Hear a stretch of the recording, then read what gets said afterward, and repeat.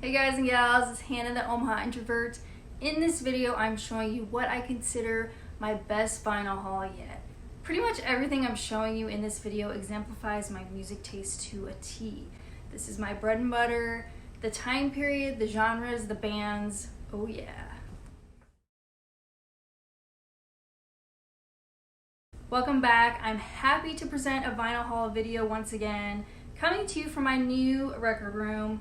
If you missed my last video, I did a music room tour video, so if you want to check that out to see what we did to this room and the transformation, I'll leave the link up above and down below in the description box so you can check it out. So let us get into the vinyl haul. These are new records I picked up recently. I did not pick all of these up at one location or from one vendor. I'm playing catch up because I moved in the last 2 months, obviously, and Chris and I got really sick for a few weeks after. So a lot of the records I'm showing in this video are like early presses or originals. That's what makes this so cool. I'll do my best to indicate what's what in this video. So this first batch came from a record pop-up that I just so happened to hear about like the morning of, which was really lucky. And I picked up 5 records, but I'm only going to be showing 4 because one of them is reserved for a future video. Okay, yeah, just getting my bearings. So the first is Kilimanjaro from the Teardrop Explodes. This was originally released in 1980. This is a US press. This is just a classic. I'm a big fan of Julian Cope. Here's the label. It's on Mercury. Now I did already have this, but I had the UK version right here, and this UK version is a reissue.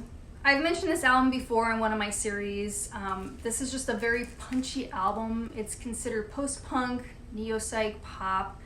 There's comparisons to some 60s groups like Love and the Doors, and that's very fitting. The only thing I don't like about this album is the incorporation of horns. I dig the heck out of the organ though. So yeah, the UK press has a different track listing, and that's kind of what's cool about getting foreign presses, is that, you know, they may switch up the track listing, they may add different tracks, more tracks, etc. So the US press is different from the UK press, and that's kind of why I own both of them. So the songs I really like are Treason, When I Dream, Brave Boys Keep Their Promises, Sleeping Gas, and then Bouncing Babies, which is on this UK edition right here. So pretty thrilled to have that. So next we have Bug, and this is a 2011 reissue, Dinosaur Jr.'s Bug, by the way. I only paid $12 for it. This is a great find. This is the first Dinosaur Jr. I own on vinyl. I have a bunch of their CDs, but yeah, this is like full of hooks with intense, noisy guitars. I believe Lou Barlow was fired after this one. He came back on board in 2007, but here's the label, this reissue. And I really love the tunes Freak Scene, Let It Ride, Budge. I've really been on a listening tear with Dinosaur Jr. lately, and I do have another record to show by them, but I'm going to reserve that for next time because I have a lot to show. The only song I can't quite stomach on this one is Don't, which is the last track. But I get what they were going for with that one. Next we have Brian Eno's Another Green World, and this is a reissue on the Blue Island label. I'm not up to speed with what year reissue this is. Maybe you guys can help me out. Originally released in 1975. This is my 4th or 5th Brian Eno album in the collection, thanks to my uncle and a vinyl community viewer named Brian S. Like, I'm really just immersing myself in Brian Eno's work. Anyway, this is considered art pop, ambient. There's vocal tracks, instrumental tracks. This one just blows me away, and I love several of his other albums as well, but this one really moved me, and the soundscape is just fascinating. It's captivating. This is maybe not the best copy, so I'm going to be upgrading in the future, but it was nice to find. Anyway, I highly recommend this album. Okay, we have an awesome EP next. So this is the Sisters of Mercy with their EP titled The Reptile House. In my opinion, this is some of their best work. It's very slow, very goth, very sinister. Here's the label. Original UK press, 45 RPM. Valentine and Fix are so good. I love those songs. Anyway, I'm excited to own this one and have it in the collection now. I love Sisters of Mercy. Okay, moving on, I have like some favorites in this batch, if you will. And I found this one downtown at Drastic Plastic. So this is just one of my all-time favorite finds since I started collecting vinyl. So this is their first studio release, first issue. If you're unfamiliar, this is John Lydon's band he formed after the breakup of the Sex Pistols. So this is actually a Japanese press, as you can see with the OBI. This was a surprise find at Drastic Plastic. I never look at the Japanese pressing section, and that's in general with any store. I usually kind of just skip over that section in general because I'm more of a bargain vinyl hunter, and this one has been high on the want list for a while, and just the fact that it is a Japanese pressing was icing on the cake. It was very affordable too, and comparing the prices on Discogs, and Chris got this for me for my birthday, so it's very special.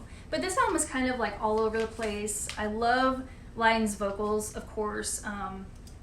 It has that bass that just kind of knocks you out from Jaw Wobble, but here, I'll go ahead and just kind of show it and gush about it a little bit more. There's the label there. And I will take it out here so you guys can see. It comes with some neat additions. So here's the inner sleeve. And it comes with the poster. Just really cool that this is included, you know? Public Image Limited. Hopefully that comes across in camera. If it doesn't, I do apologize, but I was wowed when I saw it there. And I've never even seen like an early press or a reissue of this album, so I'm just like so thrilled. Annalisa is my #1 track. The title track and Low Life are also very good. The last track kind of goes nowhere, Fodder Stomp. I think they just needed to fill up space on this record by recording that, but I'm just stoked to have this. So, Public Image Limited, their first debut album, Japanese press. Next we have the Boomtown Rats. This is a US press, OG. I've looked for this album for a while, and then voila. I walked into Homer's and there it was. This is a pretty solid debut. There's touches of punk and pub rock. You can definitely detect Bruce Springsteen and Rolling Stones influences. Looking After #1, the first track is an amazing opener. Never Bite the Hand That Feeds, Mary of the Fourth Form, very good. It was just $7, so I was happy to pick that one up. So I guess I'll show the label as well. I'm not sure why this one has been so incredibly difficult to find. Mercury.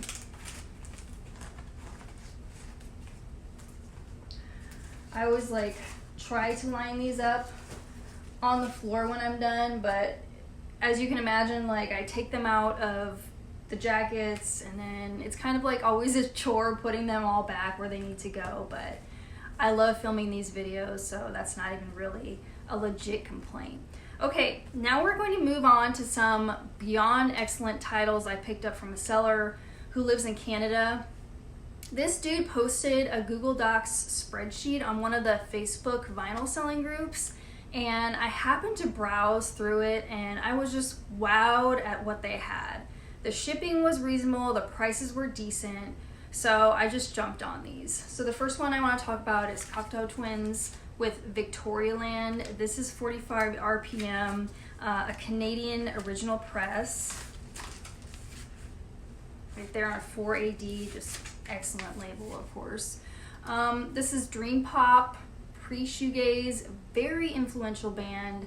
This one, however, is more mellow. There's no drum machine as on their earlier releases, and you can't really decipher what Elizabeth Fraser is saying, but that's irrelevant because the music is so very powerful. And this has gotten mixed reviews, like I was reading them. However, I really just love this album. It may not be the first one I grab from them, but it is stunning.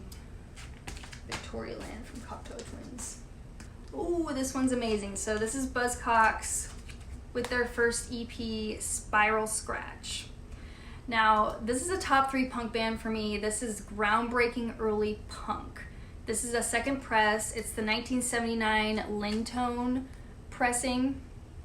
And I love that it says Buzzcocks with Howard Devoto on the front there. I think that's kind of how you can distinguish that this is not the first press.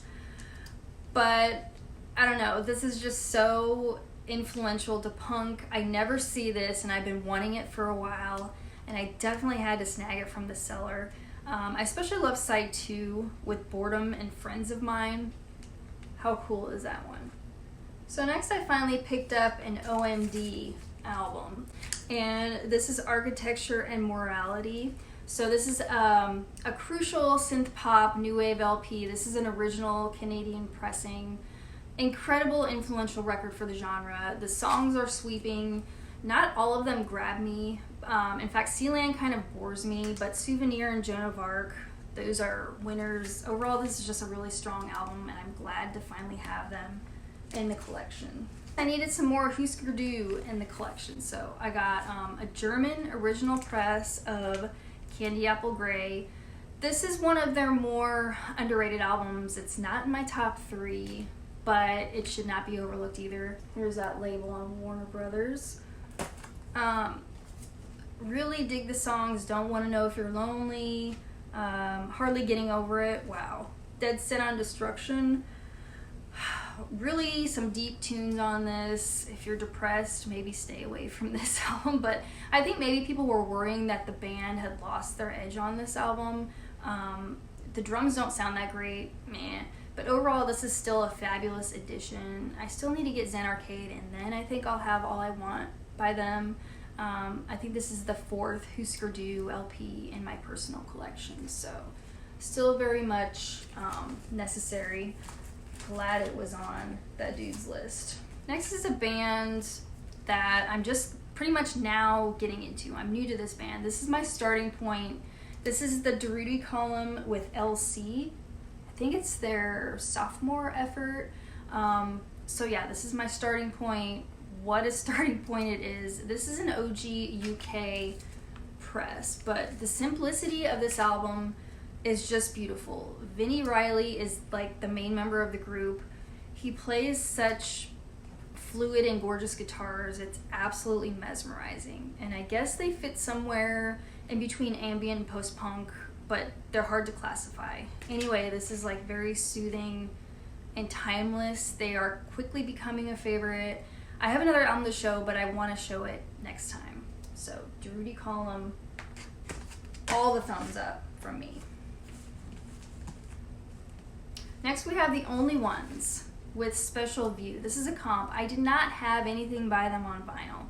I have a CD set with their first 3 albums. This is a comp of material from their first 2 albums. So this is an OG Canadian press. I never see vinyl from them out in the wild, ever. Anyway, I talked about them before. They're a little hard to classify. It's like, are they punk? Are they power pop? Peter Parrott's vocals are very unique. Anyway, this is an underrated band. Check out the song Another Girl, Another Planet, which you may have heard. In fact, that's like their big hit, but they're on Epic, and here's the back cover. So cool to have them on vinyl now. Do you guys ever find them out in the wild? I swear I never have seen any of their records. Next we have The Boys, To Hell With The Boys. This is their 3rd album. It's UK press.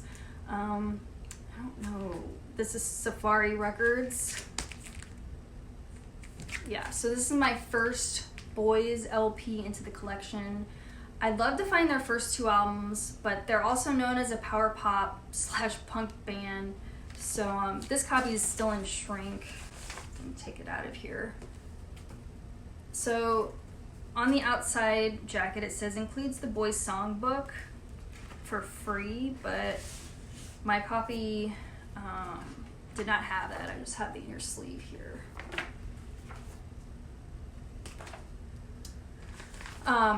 This is so-so to me. It doesn't leave a huge impact. I prefer their earlier stuff, but again, I never see them in the wild, so that's why I jumped on this one.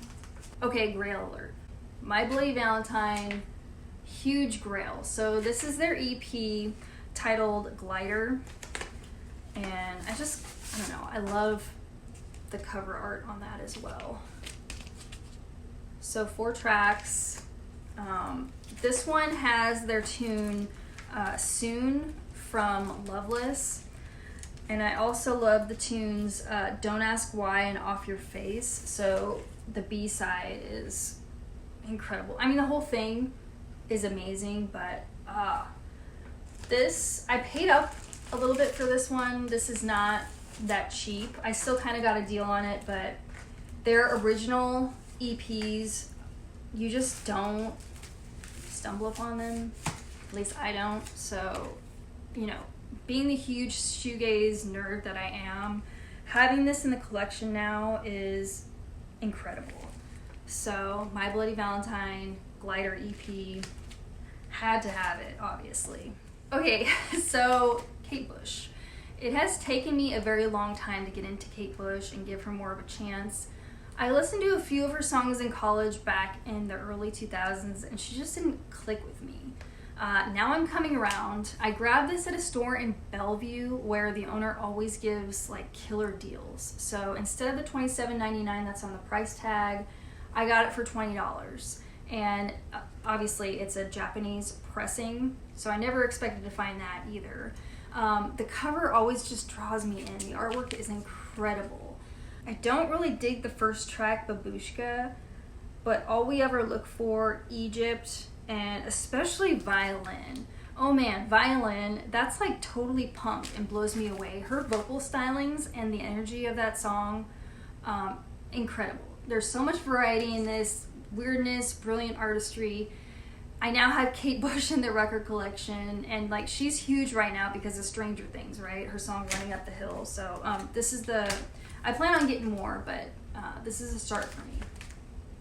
I'm gonna move on to something I just found last weekend.